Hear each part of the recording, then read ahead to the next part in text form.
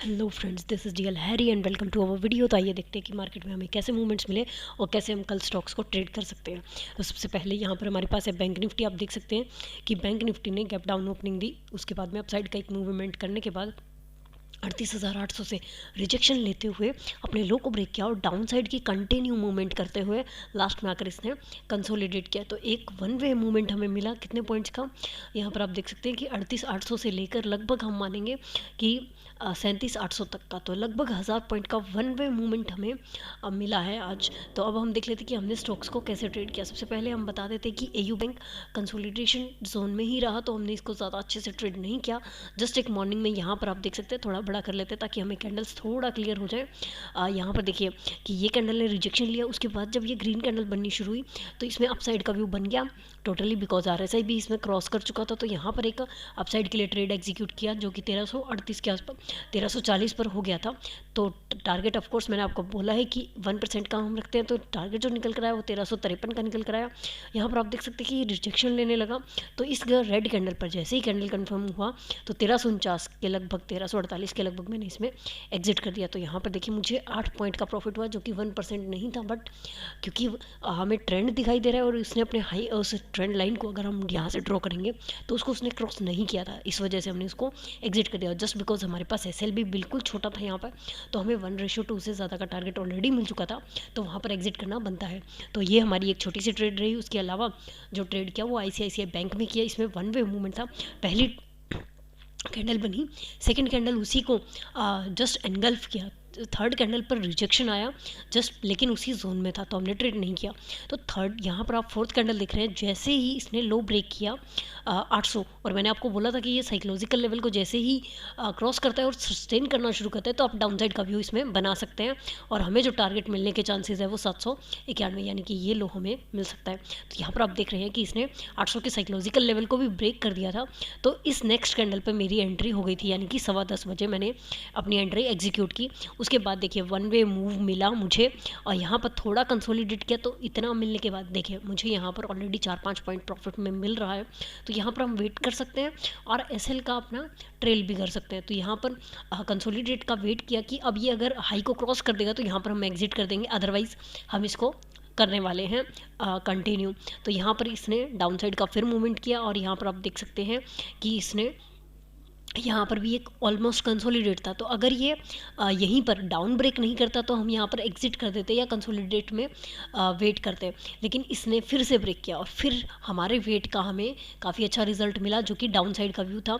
तो यहाँ पर इसी कैंडल पर, इस बड़ी कैंडल पर मैंने अपना एग्जिट किया है, जो कि लगभग आप यहाँ पर देख रहे हैं कि जो क्लोजिंग प्राइस है उसी के आसपास ही मेरा इस कैंडल पर एग्जिट हुआ जो कि 1:45 के आसपास है। तो आप देखिए वेट करने का हमें कितना अच्छा प्रॉफिट मिलता है। मीन्स एक नॉर्मल स्टॉक में भी अगर वन वे मूवमेंट हो रहा हो तो आप उसको पूरे को कैप्चर कर सकते हैं, जस्ट आप अपने पेशेंस के बल पे। और जेएसडब्ल्यू स्टील में भी ज़्यादा अच्छा मूवमेंट नहीं हुआ है, लास्ट के आवर में हुआ, लेकिन मॉर्निंग में यही कंसोलिडेशन जोन रहा। उसके बाद मैंने आपको कहा था कि अगर ये अपने इस जोन को ब्रेक कर देता है तो आपको ये मूवमेंट दे सकता है। तो यहाँ पर इस कैंडल पर ये जोन ब्रेक हुआ, इसको मैंने पेपर ट्रेड में रखा था बिकॉज ऑलरेडी आईसीआईसीआई बैंक में एक अच्छी ट्रेड चल रही थी, तो यहाँ पर फोकस नहीं किया और मेरा दूसरा फोकस एक ऑप्शन सेलिंग पे था बीएन में। तो इसके बाद ये डाउन में रहा और जैसे ही इसने ब्रेक किया मैंने इसको पेपर ट्रेड में शॉर्ट किया और मेरा टारगेट ये रहा। तो यहाँ पर भी आप देख सकते हैं कि जब ये डाउन आया तो यहाँ पर भी इस रेड कैंडल पर यहाँ पर ये टारगेट अचीव होता है। तो ये भी पेपर ट्रेड में काफ़ी अच्छा लर्निंग पॉइंट रहा। अब हम चलते हैं कि कल हम इन्हीं स्टॉक्स को कैसे देख सकते हैं। तो सबसे पहले हमारे पास है एयू बैंक। अब एयू बैंक देखिए कि अपसाइड से ये इस तरीके से एक हम ट्रेंड लाइन ड्रॉ कर सकते हैं और डाउन साइड से अगर हम यहाँ पर एक हॉरिजॉन्टल लाइन ड्रॉ करें तो ये सपोर्ट के लेवल में हमारे पास एक हॉरिजॉन्टल लाइन आ रही है। तो अगर ये इस लाइन को ब्रेक कर देता है, ये देखिए स्ट्रॉन्ग तो यही है, अगर ये डाउन साइड में इस लाइन को ब्रेक कर देता है तो हमें 1300 के साइकोलॉजिकल लेवल आने तक अच्छी मूवमेंट मिल सकती है, क्योंकि यहाँ पर अगर आप देखेंगे तो 1320 है और यहाँ पर आप देखेंगे तो अप्रॉक्सीमेटली 1310 है। तो 10-10 पॉइंट की मूवमेंट हम इसमें जो है उम्मीद कर सकते हैं, एक्सपेक्ट कर सकते हैं। तो ये 1300 के साइकोलॉजिकल लेवल तक आराम से आ सकता है बिकॉज यहाँ पर इसके पास एक सपोर्ट लाइन भी है। और अगर ये अपसाइड में ब्रेक करता है तो इसका जो पहला टारगेट रहेगा वो हम इस हाई तक की उम्मीद कर सकते हैं, लेकिन उससे पहले हम 1360 तक जाने की कोशिश करेंगे, क्योंकि ये 1336 पर क्लोज हुआ है, अगर ये गैप अप होता है तो ये 1340 के समथिंग होगा। उसके बाद में ये अप अगर जाता है तो हम 20 पॉइंट्स की ही पहली उम्मीद इसमें कर सकते हैं। नेक्स्ट हमारे पास है एक्सिस बैंक। एक्सिस बैंक में भी देखिए वन वे मूव तो हुआ, लेकिन ज़्यादा अच्छा यहाँ पर आप देख रहे हैं कि कैंडल्स नहीं बनी। तो अब अगर इसने देखिए यहाँ पर हमें अपसाइड का व्यू ऑलरेडी दे दिया है, बिकॉज कैंडल पैटर्न ऐसा बन चुका है। तो अगर कल ये अपने हाई को क्रॉस कर देता है, जो कि लगभग हमारे पास है कि 792 से 93 के आसपास, तो अगर ये क्रॉस कर देता है तो ये अपने साइकोलॉजिकल लेवल यहाँ पर आप देखिए कि बार बार इसने सस्टेन किया है, तो यहाँ तक जा सकता है। ये एक स्ट्रॉन्ग रेजिस्टेंस के रूप में भी काम आ सकता है, और अगर ये इसके ऊपर सस्टेन करेगा तो स्ट्रॉन्ग सपोर्ट के रूप में भी ये हमारे पास आ सकता है। और अगर ये डाउन साइड में ही मान लीजिए इसी को ये टॉप बनाकर वापस रिजेक्शन लेते हैं, क्योंकि यहाँ पर पहले भी रिजेक्शन ले चुका है, तो फिर ये डाउन साइड में हमें पहले वापस से 785 तक ले आएगा, जो कि यहाँ पर पहले का क्लोजिंग प्राइस भी रह चुका है। उसके बाद हम इस स्विंग तक जा सकते हैं, जो कि लगभग 780 से 779 तक है। उसके बाद फिर से चलते हैं हम ICICI बैंक की तरफ।